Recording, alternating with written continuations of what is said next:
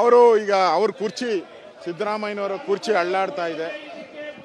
ಅದರಿಂದ ದೆಹಲಿ ಪ್ರವಾಸ ಮಾಡ್ತಾ ಇದ್ದಾರೆ. ಕುರ್ಚಿ ಉಳಿಸ್ಕೊಳಕ್ಕೋಸ್ಕರ ದೆಹಲಿ ಪ್ರವಾಸ.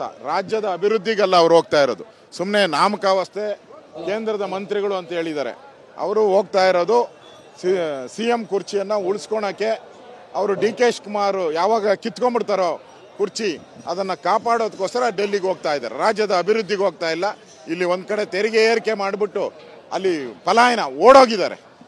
ನಾಚಿಕೆ ಆಗಬೇಕು ಕಾಂಗ್ರೆಸ್ ಸರ್ಕಾರಕ್ಕೆ.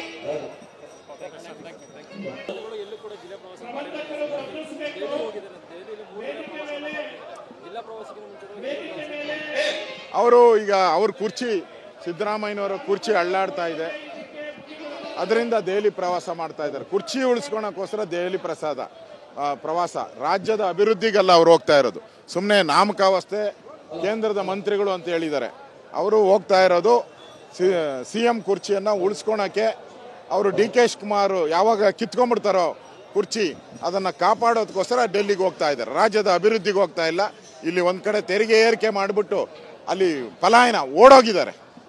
ನಾಚಿಕೆ ಆಗಬೇಕು ಕಾಂಗ್ರೆಸ್ ಸರ್ಕಾರಕ್ಕೆ.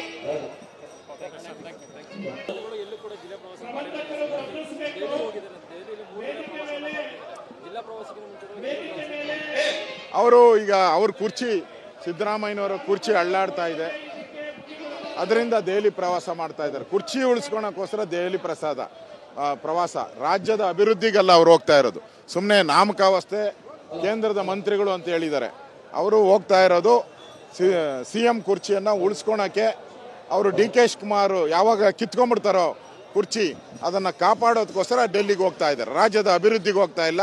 ಇಲ್ಲಿ ಒಂದು ಕಡೆ ತೆರಿಗೆ ಏರಿಕೆ ಮಾಡಿಬಿಟ್ಟು ಅಲ್ಲಿ ಪಲಾಯನ ಓಡೋಗಿದ್ದಾರೆ. ನಾಚಿಕೆ ಆಗಬೇಕು ಕಾಂಗ್ರೆಸ್ ಸರ್ಕಾರಕ್ಕೆ.